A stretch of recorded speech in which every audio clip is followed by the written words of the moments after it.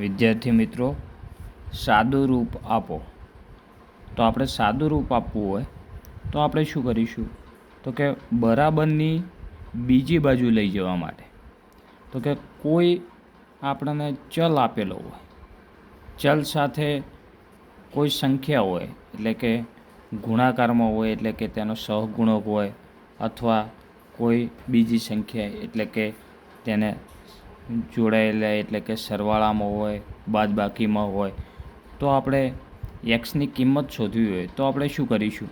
તો કે બધી જ સંખ્યાઓને આપણે બરાબરની બીજી બાજુ લઈ જવાની છે. તો સરવાળો હોય તો તેની બાદબાકી થઈ જશે, બાદબાકી હોય તો સરવાળો થઈ જશે, ગુણાકાર હોય તો ભાગાકાર થઈ જશે, અને ભાગાકાર હોય તો ગુણાકાર થઈ જશે. એટલે કે ચલની સાથે કોઈ પણ સંખ્યા સરવાળામાં હશે તો તે બરાબરની બીજી બાજુ જશે તો બાદબાકીમાં જતી રહેશે, અને બાદબાકી હશે તો સરવાળો થઈ જશે, ગુણાકાર હશે તો ભાગાકારમાં જશે, અને ભાગાકારમાં હોય તો ગુણાકારમાં જશે. તો આપણે ચલો જોઈએ પહેલા દાખલાની અંદર. તો પહેલા દાખલાની અંદર એક્સ પ્લસ 3 બરાબર 5 આપેલા છે. તો આપણે એક્સની કિંમત શોધવી છે. તો એક્સની સાથે પ્લસ 3 આપેલા છે, તો પ્લસ 3ને આપણે બરાબરની બીજી બાજુ લઈ જઈશું. તો બરાબરની બીજી બાજુ લઈ જઈશું તો 3 કેવા છે? પ્લસ છે, તો એ કેવા થઈ જશે? માઇનસ થઈ જશે. તો આપણે એક્સ બરાબર 5 એ એમના એમ જ લખીશું. હવે પ્લસ 3 છે એ બરાબરની બીજી બાજુ લઈ દઈએ તો માઇનસ 3 થઈ જશે. તો એક્સ બરાબર 5માંથી 3 જાય તો 2 વધશે. તો એક્સની કિંમત આપણને શું મળી? તો કે 2 મળી. હવે એવી રીતે બીજા દાખલાની અંદર જોઈએ તો કે એક્સની સાથે -3 છે.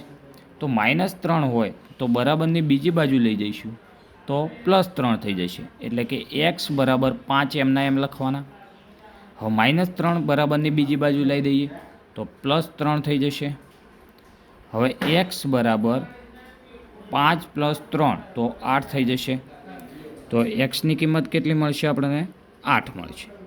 એવી રીતે આપણે ત્રીજો દાખલો જોઈએ તો એક્સ ગુણ્યા 3 બરાબર 9 આપેલા છે. તો ગુણ્યા 3 એ આપણે બરાબરની બીજી બાજુ લઈ જઈએ તો શું થશે? એક્સ બરાબર 9 ભાગ્યા 3.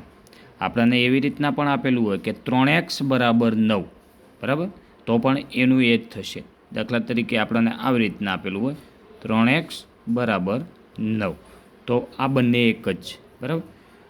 તો હવે ઉડશે તો 3 તરી 9, તો 3 3 ઉડી જાય, તો એક્સની કિંમત શું વધશે? 3. તો આપણને શું મળશે? એક્સની કિંમત 3 મળશે. હવે તેના પછીનો દાખલો તો એક્સ ભાગ્યા 3 બરાબર 9.